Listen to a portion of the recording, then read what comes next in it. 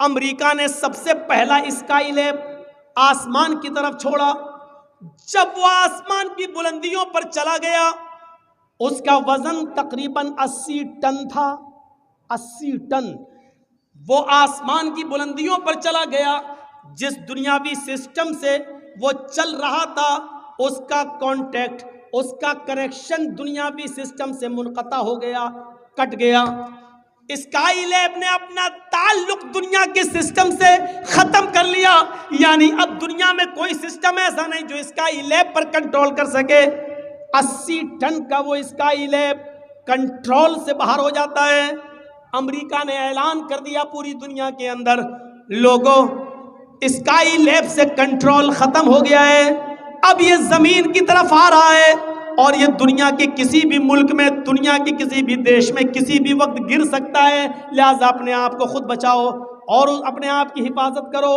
غور کیجئے، sky lab 80 ton کا اس دنیا کی طرف تیزی کے ساتھ گر رہا ہے، تیزی کے ساتھ آ رہا ہے اور پوری دنیا کے اندر مشہور ہو گیا کہ اسکائی لیب نے اپنا تعلق، اپنا کنٹرول ختم کر دیا. لوگ بھاگنے لگے. ایسا لگ رہا تھا کہ ہر انسان یہ سوچ رہا ہے وہ اسی کے اوپر نہ گر جائے. پوری دنیا میں کھلبلی مچ گئی اور مسجدوں میں، کنیساؤں میں، گرجا گھروں میں دعائیں ہونے لگیں کہ اے اللہ، جو جس کو ماننے والا ہے، اے اللہ اس کو ہمارے سروں پر نہ گرنے دے، ہمارے سروں سے بچا لے. وہ کہاں گرا، کس خطے میں گرا مجھے نہیں معلوم، لیکن اتنا ضرور میں بتا دوں کہ جب 80 ٹن کا اسکائی لیب کنٹرول چھوڑ دیتا ہے تو اس کا ڈر پوری دنیا کے ہر انسان کے اندر محسوس ہوتا ہے اور انسان یہ سوچنے لگتا ہے کہ کہیں یہ میرے سر پر ہی نہ گر جائے، میرے اوپر ہی نہ گر جائے. ایک چھوٹے سے اسکائی لیب جس کا وزن 80 ٹن ہے، آپ اس سے اتنا ڈر رہے ہیں کہ میرے اوپر نہ گر جائے. یہ دنیا نے دیکھا، اپنی آنکھوں سے دیکھا. جہنم کا تو ایک سانپ اتنا خطرناک ہے کہ اگر اللہ تعالیٰ اس کو دنیا میں چھوڑ دے تو وہ ایک پھنکار مار دے سے. جہنم کا ایک سانپ اگر دنیا میں بھیج دیا جائے اور ایک بار وہ ایسے کر دے بس، تو اس کے منہ سے نکلنے والی ایک پھنکار کی وجہ سے، ایک پھنکار سے پوری دنیا میں جتنی بھی کچی زمین ہے، کھیتی ہے اور جہاں اناج پیدا ہوتا ہے، اس کے ایک پھنکار سے پھر پوری دنیا کے اندر کبھی غلہ پیدا نہ ہو، کبھی اناج پیدا نہ ہو. اس کی ایک پھنکار سے ساری کی ساری زمین جل کر راکھ ہو جائے اور پھر اناج پیدا کرنے کے لائق نہ رہے. مسند احمد کی روایت ہے، اللہ کے نبی نے فرمایا جہنم میں اگر کسی کو ایک لمحے کے لیے ڈال دیا جائے، ایک لمحہ کتنا ہوتا ہے؟ آنکھ بند کرو اور کھولو، اس کا 10واں حصہ. اب کتنا کم ہوگا آپ اندازہ لگا لیجئے. ایک لمحہ، دیکھیے میں آنکھ بند کر کے کھول رہا ہوں، پتا نہیں کیا ہے. سنیے، ایک لمحہ ایسے بس آنکھ بند کر رہا ہوں، کھول دیا. یہ کیا ہوا؟ ایک لمحہ. اس کا بھی 10واں حصہ آپ کریے تو کتنی دیر ہوگی؟ اتنی دیر کے لیے آنکھ بند کی اور کھول دی، یہ تو بہت زیادہ ہو گیا. اس کا بھی 10واں حصہ، 10 حصے کرنے کے بعد ایک حصہ. اتنی دیر کے لیے کسی کو جہنم میں ڈال کر نکال دیا جائے اور اللہ کے نبی فرماتے اس آدمی کو اگر مدینے میں لا کر کھڑا کر دیا جائے تو اتنی دیر کے لیے جہنم میں جل کر آنے والا آدمی باہر کی طرف جب سانس لے گا، ایسے باہر کی طرف جب سانس لے گا تو اس کی سانس کی گرمی سے پورا مدینہ جل کر راکھ ہو جائے. اس سے آج کون ڈر رہا ہے؟ ایک اسکائی لیب کی فکر تو اتنی زیادہ ہے. ہم دوڑ رہے ہیں بس دنیا کی طرف، ملے یہ دنیا، دوڑ رہے ہیں ہم. پیسہ پیسہ ہائے پیسہ، جس طریقے سے بھی آئے پیسہ. اس دنیا نے ہمیں میرے بھائیوں کتا جیسا انسان کتا بنا دیا ہے. ایک بیل پڑا ہوا ہے مرا ہوا، گاؤں میں آپ کے ایک بیل مر گیا، مرے ہوئے بیل کا گوشت کھانے کے لیے کتا آ گیا. کتا اس بیل کو نوچ رہا ہے، کھا رہا ہے. اس مرے ہوئے بیل کی بدبو دوسرا کتا سونگتا ہے، وہ بھی آ جاتا ہے۔ مرے ہوئے بیل کو کھانے کے لیے جب یہ کتا آتا ہے تو پہلا کتا بھونک بھونک کر آنکھیں دکھا دکھا کر دوسرے کتے کو بھگا رہا ہے، یہاں تک کہ اس کو بھگا دیتا ہے۔ یہ کتا کتنا گوشت کھا لے گا؟ 2 کلو، 3 کلو،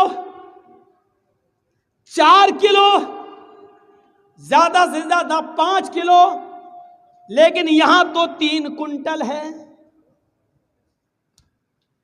لیکن کتے کی صفت یہ ہے کہ برباد ہوتا ہو جائے لیکن ہم دوسرے کو نہیں کھانے دیں گے۔ آج یہی صفت ہمارے اور آپ کے اندر آ گئی ہے۔ لاٹری میں 3-5 لاکھ جیت گئے، اب دوسرے کو نہیں کھانے دیں گے، ہم ہی کھائیں گے۔ IPL میں دوسرے کو کنگال کر دیا، ہمارے پیسہ آ گیا جوا جیت کر، ہم کھائیں گے، کسی کو نہیں۔ حرام کھاؤ گے اولادیں جوتے ماریں گی تمہیں۔ بعد میں آؤ گے مولانا کے پاس، مولانا صاحب میری اولاد میرا کہنا نہیں مانتی ہے، مولانا صاحب دعا بتائیں گے، دعا قبول نہیں ہوگی کیونکہ حرام مال کھانے والے کی دعا قبول نہیں ہوتی۔ پنڈت مرنے سے پہلے اپنے بیٹے سے کہتا ہے، ہائے میرے بیٹے، ہائے میرے پتر، ان کہیں پڑھ لینا۔ مرنے سے پہلے یہ ورڈ پڑھ لینا، لا الہ ہرنے پاپن۔ جب تو لا الہ پڑھ لے گا تو تیرے پاپ ہرن ہو جائیں گے۔ لا الہ ہرنے پاپن الا اللہ پرم پدم۔ لا الہ الا اللہ پڑھ لینا، تیرے سارے پاپ مٹ جائیں گے، تیرے سارے پاپ ختم ہو جائیں گے۔ اللہ کے نبی نے کیا فرمایا؟ ان الاسلام یہدم ما کان قبلہ۔ اسلام لے آؤ۔ کلمہ پڑھ کر جب کوئی غیر مسلم اسلام لاتا ہے تو کیا کہا اللہ کے نبی نے؟ جب تم کلمہ پڑھو گے، اسلام لاؤ گے، تو اسلام لانے سے پہلے تم نے جتنے بھی گناہ کیے ہیں وہ سارے کے سارے گناہ تمہارے معاف کر دیے جائیں گے۔ شرط یہ ہے کہ صدق دل سے اسلام قبول کرو۔ ان الاسلام یہدم ما کان قبلہ۔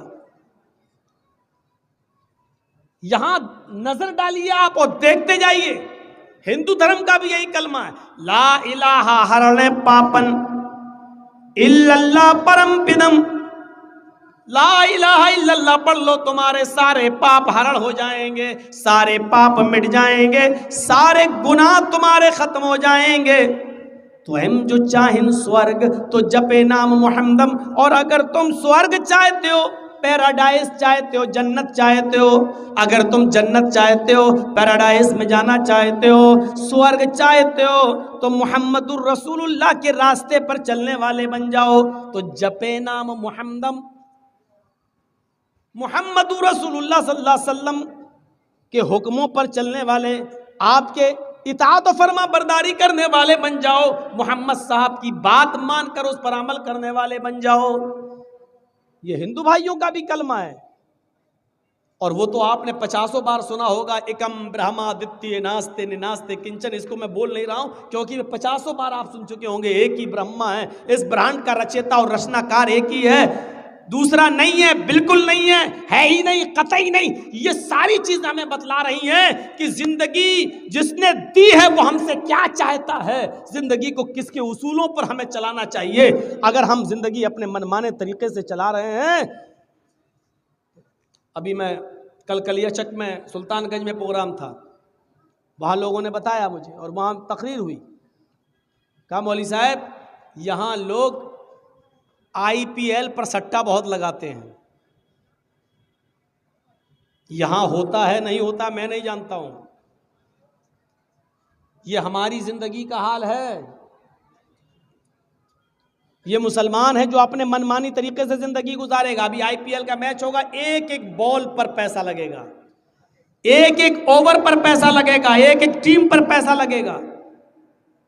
ایک دن میں یا تو امیر ہو رہے ہیں یا ایک دن میں پوری طریقے سے فرنیچر ہو رہے ہیں۔ کیا اسی طریقے سے زندگی گزارنے کے اصول بتائے تھے؟ آپ کے علاقے میں تو خیر ہمیں نظر نہیں آیا، آپ ہم سے زیادہ جانتے ہوں گے، لیکن کلیہ چک چورنگی پر چلے جائیے، چوراہے پر، تو آپ کو مسلمان لوگ جو رات میں ہماری تقریریں سنتے ہیں، دن میں آپ انہی کو دیکھو کہ وہ لاٹری کے ٹکٹ بیچتے ہوئے اسی چوراہے پر آپ کو ملیں گے۔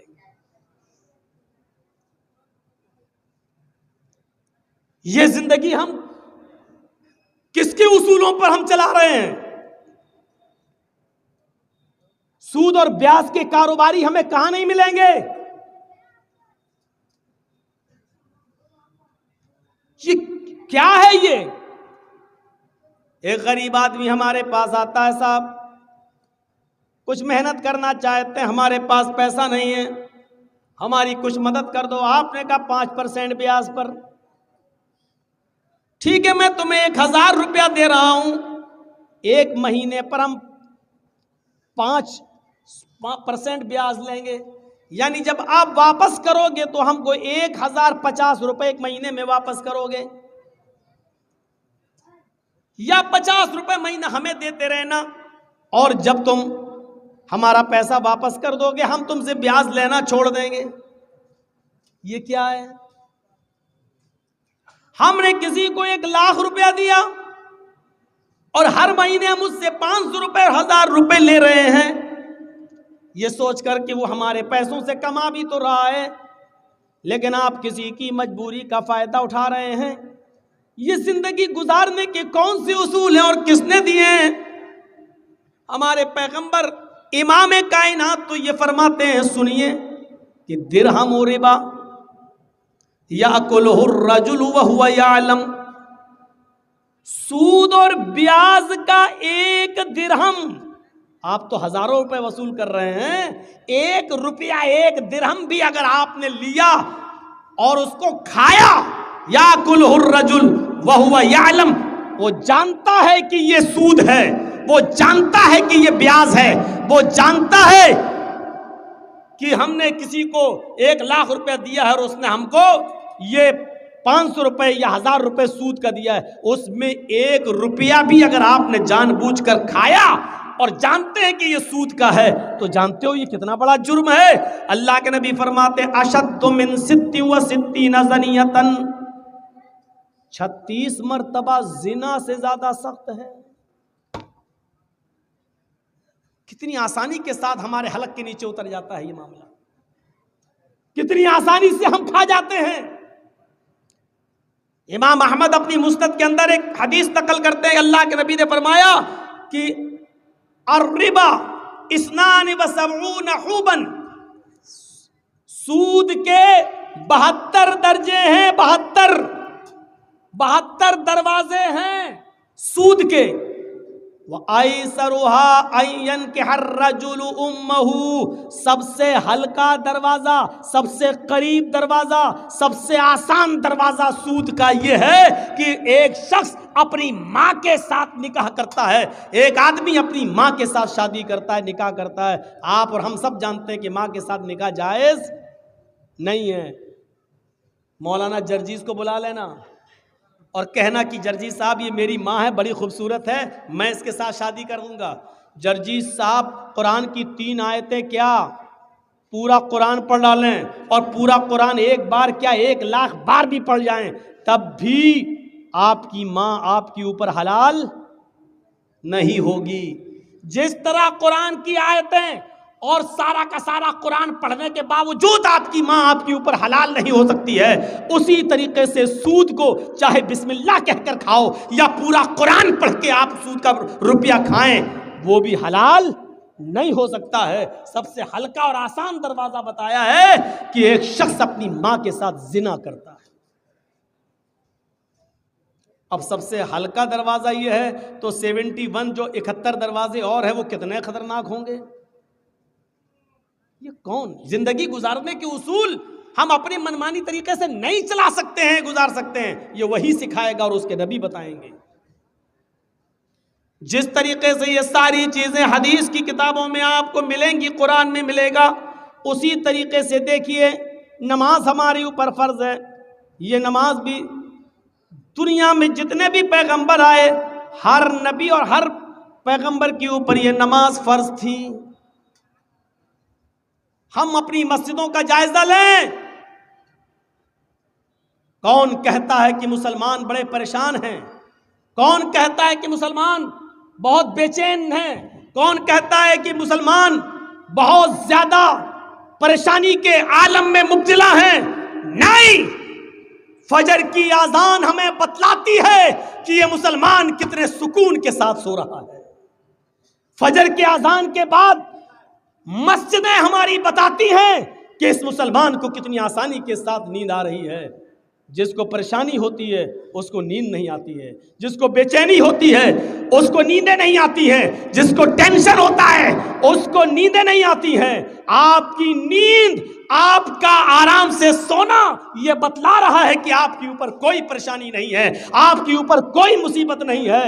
چاہے اتر پردیش کے اندر بے ایمانی کے ساتھ پھر سے وہی سرکار دوبارہ ریپیٹ ہو کے آ گئی ہو، لیکن اب یو پی کے اندر اگر مسلمان کہیں گے ہم بہت پریشان ہیں، جھوٹ بول رہے ہیں. کیونکہ فجر کی اذان کے بعد ہماری مسجدیں بتلا رہی ہیں کہ مسلمان کتنے آرام کے ساتھ سو رہا ہے، کتنے سکون کی نیند سو رہا ہے. اگر اس کو بے چینی ہوتی اور پریشانی ہوتی تو مسجدوں کی طرف وہ رخ کرتا.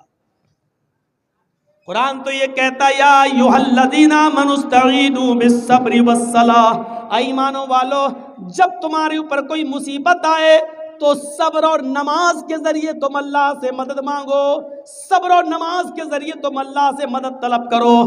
ہمارے اوپر اگر مصیبت آئی ہے تو ہمیں صبر کرنا چاہیے تھا اور نماز پڑھنے کے بعد اللہ سے مدد مانگنی چاہیے تھی. لیکن ہم خواب خرگوش میں مست ہیں، ہم تو سو رہے ہیں، ہم نماز کی ہمیں مسجدوں کی کوئی فکر ہی نہیں ہے. تو آپ ہمیں بتائیے کہ ہمارے اوپر پریشانیاں کہاں ہیں، کہاں ہے ہمارے اوپر مصیبت.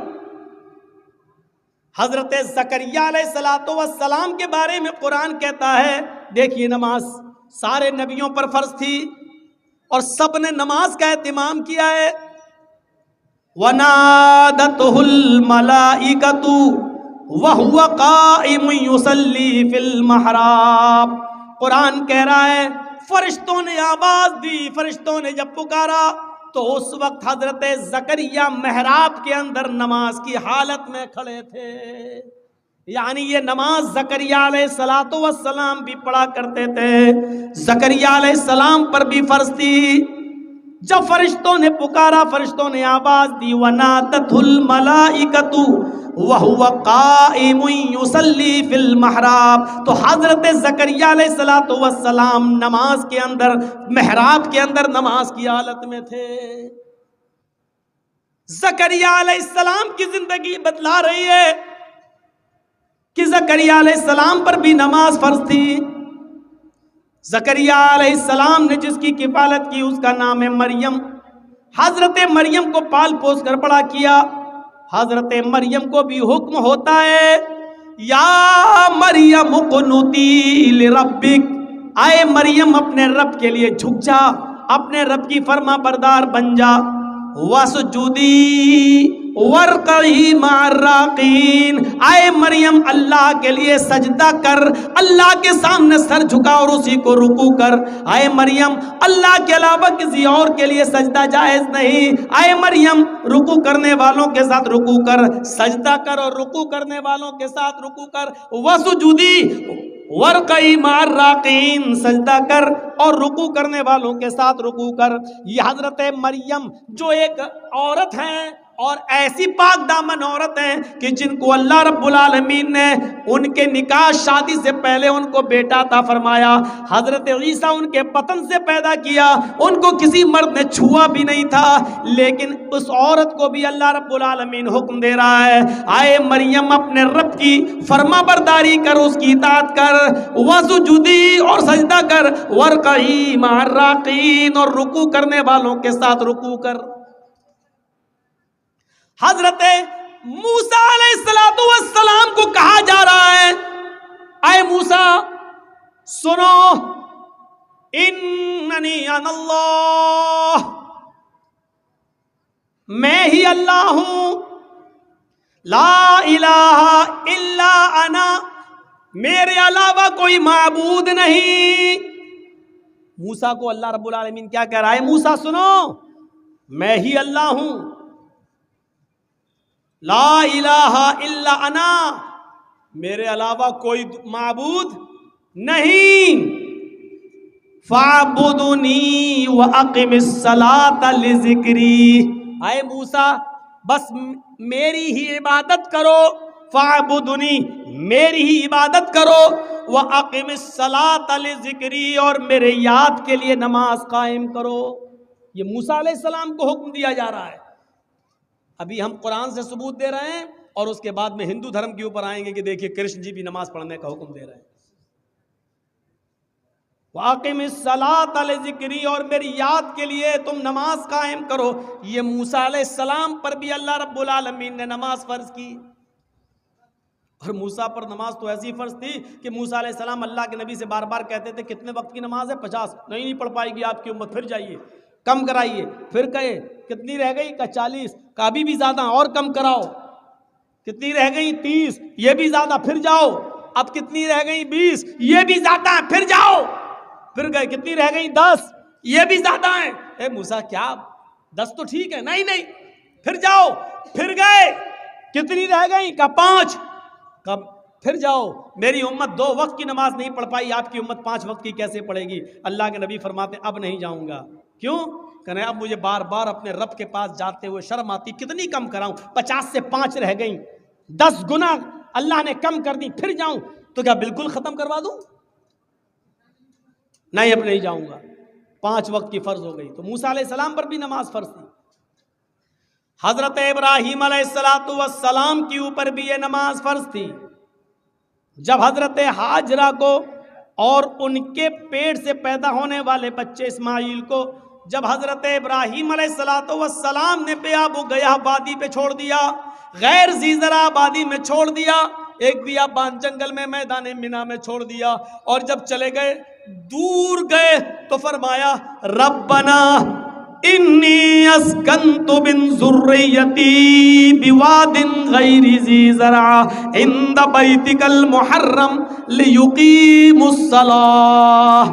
اے ہمارے رب، اے ہمارے پروردگار، ہم نے اپنی ذریت کو، ہم نے اپنی اولاد کو، ہم نے اپنے بیوی اور بچے کو ایک ایسی بیابان جنگل میں چھوڑ دیا ہے جہاں ان کا کوئی پرسان حال نہیں ہے، جہاں ان کا کوئی دیکھ ریکھ کرنے والا نہیں ہے سوائے تیرے. اے اللہ، میں نے ان کو غیر آباد، غیر مانوس جگہ پر ہم نے ان کو چھوڑ دیا ہے. بجلی نہیں ہے، پانی نہیں ہے، کھانا نہیں ہے، ایک بیابان جنگل میں ہم نے ان کو چھوڑ دیا ہے. بے آب و گیاہ وادی میں ہم نے ان کو تیرے بھروسے پر چھوڑ دیا ہے. اے اللہ، اس لیے یہاں چھوڑا ہے کہ ان سے آبادی بڑھے، پھلے پھولے، لیقیموا الصلاۃ، تاکہ یہاں یہ لوگ جب پڑھنے لگے اور آبادی بڑھ جائے تو نماز قائم کی جانے لگے، نماز پڑھی جانے لگے. ہم نے ایک ایسے بے آب و گیا جنگل میں، وادی میں چھوڑ دیا ان کو، لیقیموا الصلاۃ، تاکہ یہاں نماز قائم کی جا سکے، نماز ادا کی جا سکے. ابراہیم علیہ السلام پر بھی نماز فرض تھی. ایک دوسرے موقع پر ابراہیم علیہ السلام نے کہا رب اجعلنی مقیم الصلاۃ ومن ذریتی ربنا وتقبل دعا. غور کرو قرآن کی اس آیت پر. ابراہیم کیا کہہ رہے ہیں؟ اے اللہ، مجھے اور میری اولاد کو نماز کا قائم کرنے والا بنا دے. رب اجعلنی مقیم الصلاۃ ومن ذریتی، اے اللہ مجھے اور میری ذریت کو، میرے بیوی بچوں کو، میری اولاد کو مقیم الصلاۃ، نماز کا قائم کرنے والا، نماز کا پڑھنے والا بنا دے، نماز کا پڑھنے والا بنا دے. ربنا وتقبل دعا، اے اللہ تو ہماری اس دعا کو قبول فرما لے. اے اللہ ہمیں اور ہماری اولاد کو نمازی بنا دے، نماز کا قائم کرنے والا بنا دے. اس سے پتہ چلتا ہے کہ نماز ہر نبی پر فرض تھی. جب مریم کے پیٹ سے عیسیٰ آئے تو لوگوں میں ہنگامہ ہو گیا. مریم نے بچہ پیدا کیا؟ ارے اس کی تو شادی نہیں ہوئی ہے، پھر بچہ کیسے پیدا ہو گیا؟ خرافاتی لوگ گھیر لیے، مریم بتاؤ یہ بچہ کہاں سے آیا؟ تم تو محراب میں نماز پڑھتی ہو، عبادت میں مصروف رہتی ہو اور اتنی نیک بنتی ہو، اور پھر شادی سے پہلے بچہ؟ یعنی سب کو دکھاتی ہو، ڈھڈورا پڑتی ہو، اور حالت یہ ہے کہ تم نے ایک ناجائز بچے کو جنم دے دیا. شادی سے پہلے یہ بچہ کہاں سے آیا؟ پہلے تو مریم خاموش رہی، جب لوگوں کے تانے وہ سن نہ سکی، بڑے بڑے کمنٹ بڑے بڑے گندے کمنٹ بھی آتے ہیں نا, کیچڑ اچھالا جاتا ہے نا, اور یہ تو سامنے دکھ رہا ہے کہ مریم کی شادی نہیں ہوئی ہے. پھر بچہ کہاں سے؟ جب مریم اس کمنٹ کو سن نہیں سکی اور لوگوں کے باتیں اور تانے جب برداشت نہ کر سکی تو اشارہ کر دیا اس بچے سے پوچھ لو. مجھ سے کیا پوچھتے ہو, اس سے پوچھ لو کہ تیرا باپ کون ہے, وہ خود ہی بتا دے گا. جاؤ جاؤ. جب مریم نے اس بچے کی طرف اشارہ کیا, قرآن کیا کہتا ہے, جب لوگوں سے کہا اس بچے کی طرف جاؤ تو لوگوں نے کہا کیف نکلم من کان فی المہد صبیا. اے مریم, تو مجھے اس کے پاس بھیج رہی ہے جو پالنے میں جھول رہا ہے, جو گہوارے میں کھیل رہا ہے, جو ایک چھوٹا سا بچہ ہے, وہ کیا بولے گا؟ کیف نکلم, ہم کیسے اس سے بات چیت کریں جو گہوارے میں پڑا ہوا ہے, جو پالنے کے اندر پلا ہوا ہے, جو جھول رہا ہے, جو کھیل رہا ہے, حالانکہ وہ ابھی چھوٹا سا دودھ پیتا بچہ ہے. وہ ہم سے کیسے بات کرے گا؟ ہم اس سے کیسے گفتگو کریں؟ وہ ہمیں کیا جواب دے گا؟ جواب تو تمہیں دینا ہے. تم بتاؤ کہ یہ بچہ کہاں سے آیا. کیف نکلم من کان فی المہد صبیا. اے مریم, اس بچے کے پاس کیا بھیجتی ہے؟ وہ تو پالنے میں جھول رہا ہے, وہ تو چھوٹا سا بچہ ہے, وہ ہماری بات کا کیا جواب دے گا؟ ابھی اتنا کہا ہی تھا قوم کے لوگوں نے, اتنے میں وہ بچہ یعنی عیسیٰ علیہ السلام اسی جھولے سے آواز دیتے ہیں, اسی پالنے سے, وہ گہوارے سے بولتے ہیں, انی عبداللہ اتانی الکتاب وجعلنی نبیا وجعلنی مبارکا اینما کنت وَأَوْصَانِي بِالصَّلَاةِ وَالزَّكَاةِ مَا دُمْتُ حَيًّا. عیسیٰ علیہ السلام جو ابھی دودھ پیتے ہیں اپنی ماں کا, وہ بچہ جواب دے رہا, دودھ پیتا بچہ عیسیٰ, وہ جواب دے رہا ہے, آئے میری قوم کے لوگوں, آئے میری ماں پر کیچڑ اچھالنے والوں, انی عبداللہ, میں اللہ کا بندہ ہوں, میرا باپ نہیں ہے, یہ میری ماں ہے, میں اللہ کا بندہ ہوں. وہ عطانی الکتاب, اللہ نے مجھے کتاب عطا فرمائی ہے, یعنی انجیل دی. آگے بڑے ہو کر جب نبی بنیں گے تو دے گا. عطانی الکتاب, اللہ نے مجھے کتاب عطا فرمائی. وجعلنی نبیا, اور اللہ نے مجھے نبی بنایا ہے. بچہ بول رہا ہے, وجعلنی نبیا, اس نے مجھے نبی بنایا ہے. وجعلنی مبارکا اینما کنت, اور مجھے بڑا مبارک بنایا ہے جہاں میں ہوں, یعنی جہاں جہاں میں جاؤں ہر جگہ برکت ہی برکت ہوگی. وجعلنی مبارکا اینما کنت, میں جہاں جہاں ہوں وہاں اللہ نے برکتوں کے دروازے کھول دیے. اور اس کے بعد جو جملے کہے وہ سنیے, وَأَوْصَانِي بِالصَّلَاةِ وَالزَّكَاةِ مَا دُمْتُ حَيًّا, اور اس اللہ نے مجھے حکم دیا کہ جب تک میں زندہ رہوں نماز قائم کرتا رہوں اور زکوٰۃ ادا کرتا رہوں. اوصانی بالصلاۃ والزکوٰۃ ما دمت حیا, مجھے نماز کا اور زکوٰۃ کا حکم دیا جب تک میں زندہ رہوں. زندگی جس نے دی اس نے زندگی کے گزارنے کے اصول بتائے ہیں. یہ نماز زکریا بھی پڑھا کرتے تھے, یہ نماز مریم بھی پڑھا کرتی تھی, یہ نماز موسیٰ بھی پڑھا کرتے تھے, یہ نماز ابراہیم بھی پڑھا کرتے تھے, یہ نماز عیسیٰ علیہ السلام بھی پڑھا کرتے تھے, اور جتنے بھی نبی اس دنیا میں آئے ہر نبی کے اوپر یہ نماز فرض تھی. اسی لیے شریمد بھاگوت گیتا کا 6واں ادھیائے اٹھاؤ اور اس کا 10واں منتر پڑھو. یوگی اجیت ستتماتمانم رہاسیستی تھا ایکاکی اچتاتما نراشیر پرگرہ. جب تم ایشور کی پوجا کرنے کے لیے کھڑے ہو, ہے ارجن, کرشن جی کہہ رہے ہیں ہے ارجن, جب تم ایشور کی اللہ کی عبادت پوجا کرنے کے لیے کھڑے ہو تو پورے شریر کی ایکسرسائز, پورے شریر کا یوگ ہو جائے. کھڑے بھی ہو جاؤ, جھک بھی جاؤ, سجدہ بھی کر لو. ایک آکی ایک اللہ کے سامنے کھڑے ہو جانا. ستت ماتمانم, بالکل سیدھے. यच्चत्तात्मा, और अपनी आत्मा को, अपने दिल को एक अल्लाह की तरफ ही लगाना, इधर उधर मत देखना। हृदय नमा, सीने पर हाथ रख लेना और सर को नीचे झुका लेना। नमा, सर झुका लेना यानी सजदे की जगह पर। ये क्या है? और पूरे शरीर की एक्सरसाइज। एकाकी, जो कुछ भी मांगना एक अल्लाह से मांगना। निराशीर, और सबसे निराश हो जाना, ऊपर वाले से निराश मत होना। ये पूरी की पूरी नमाज। पंचम समय कर्तव्य, और ऐसा 5 वक्त करना। मृगचरम, हिरन की खाल बिछा लेना। अगर पाक जमीन, पवित्र धरती ना मिले, पवित्र धरती ना मिले यानी जमीन पाक ना हो, तो मृग मानी हिरन और चरम मानी चमड़ा, हिरन का चमड़ा यानी हिरन की खाल बिछाकर उस पर नमाज पढ़ लेना। यानी हलाल जानवरों का चमड़ा हिंदू धर्म के अंदर भी हलाल है, उस पर भी नमाज पढ़ी जा सकती है। और ये चीज हिंदू धर्म की किताब और श्रीमद् भागवत गीता कह रही है, जो हर हिंदू के घर में मिलेगी। गीता कह रही है नमाज पढ़ने का सबूत हिंदू धर्म की किताबों में भी।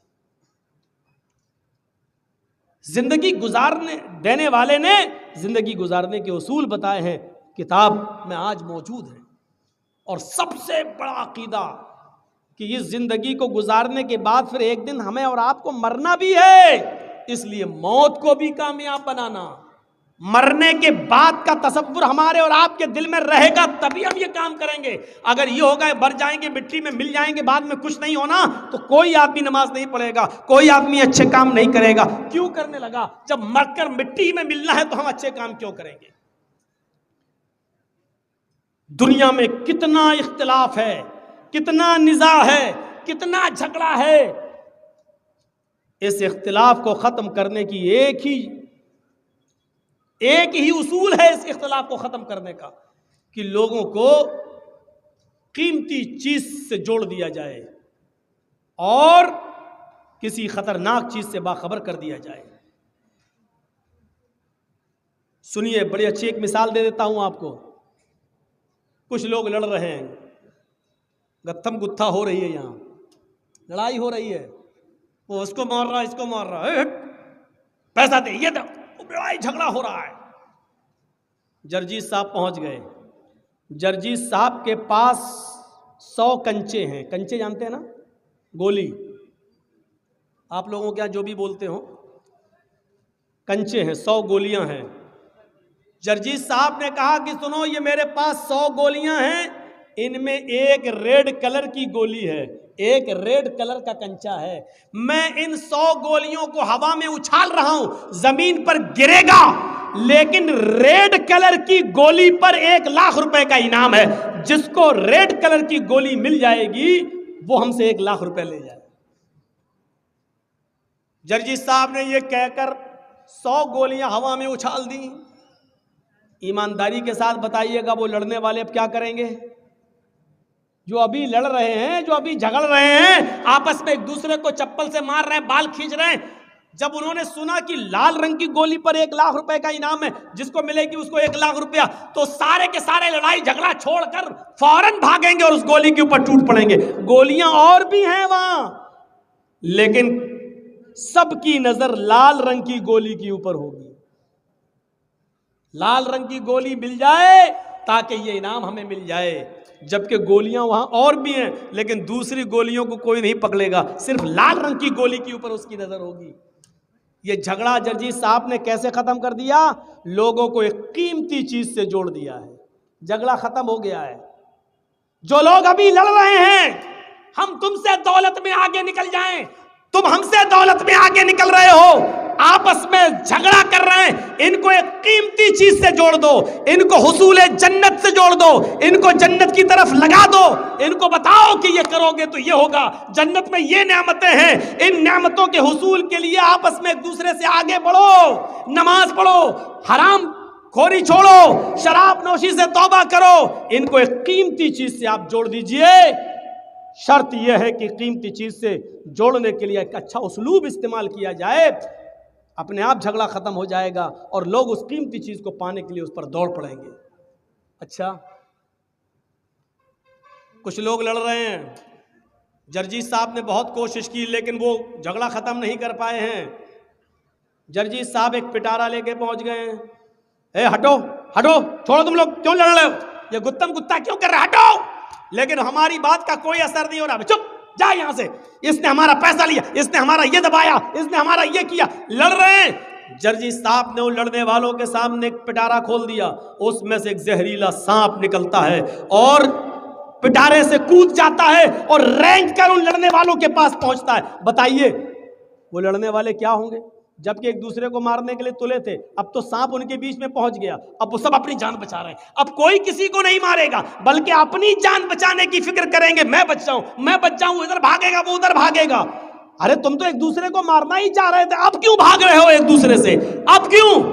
अब उनको अपनी जान की फिक्र हो गई है, अब वो अपना इख्तिलाफ अपना झगड़ा भूल गए, अब उनको अपनी जान की फिक्र हो गई है। मेरे भाइयों, ऐसे लोग जहां इस तरीके के हों वहां उनको जहन्नम के अजाब से डराओ कि देखो सूद खाने वाले का यह अजाब, जिना करने वाले का यह अजाब, चोरी करने वाले का यह अजाब, माले हराम खाने वालों का यह अजाब, शराब पीने वालों का यह अजाब, इनको बताओ और होशियार करो कि देखो इससे हर आदमी को अपने आप को बचाना चाहिए।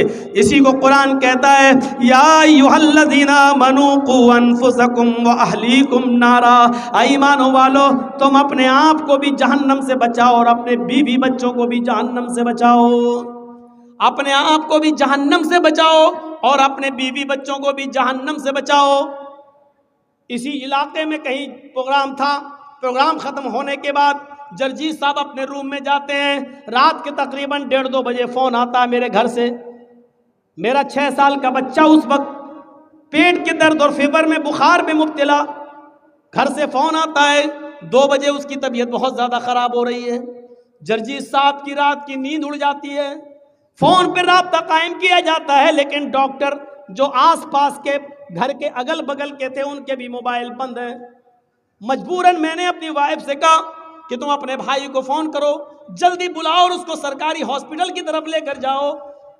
हमारी बीवी और साला लेकर उस बच्चे को सरकारी हॉस्पिटल की तरफ भागते हैं, इंजेक्शन दिया जाता है।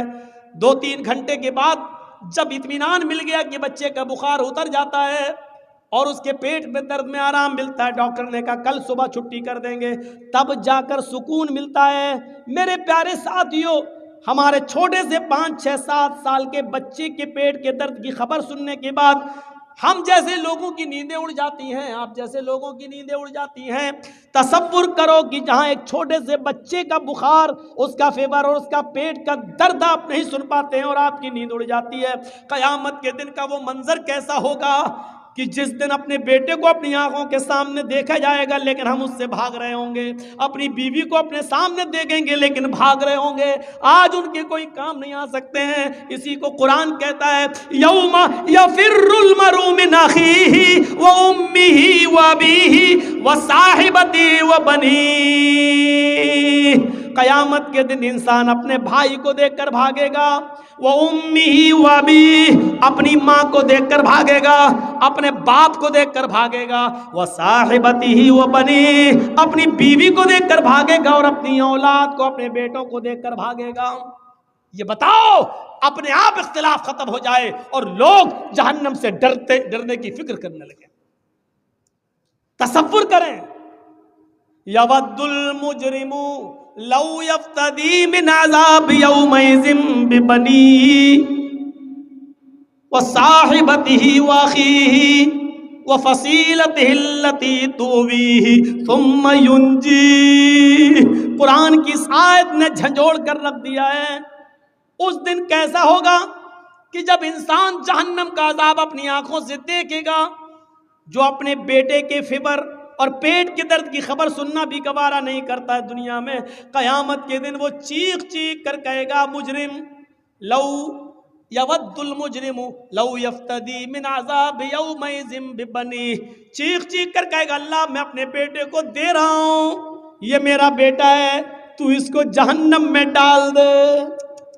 منظر دیکھیے آپ، کتنا خطرناک عذاب. اس بچے کو، اس بیٹے کو جہنم میں ڈال دے. وہ صاحبتی، اپنی بیوی کو لے کر آئے گا، اللہ میں بیوی کو فدیے میں دے رہا ہوں، اس کو جہنم میں ڈال دے. وہ اخیہ، اپنے بھائی کو لے کر آئے گا، آئے اللہ دنیا میں میرا اور اس کا خون کا رشتہ ایک، میری ماں ایک، میرا باپ ایک، یہ میرا بھائی، لیکن آج تو اس کو لے لے. وَفَصِيلَتِهِ الَّتِي تُؤْوِيهِ، پورا خاندان ایک طرف، اے اللہ یہ میرا چچا ہے، یہ میرا بابا، یہ کاکا ہے، یہ نانا ہے، یہ دادا ہے، یہ میرا قبیلہ، یہ میرا کنبہ ہے، تو سب لے لے، ان کو جہنم میں ڈال دے.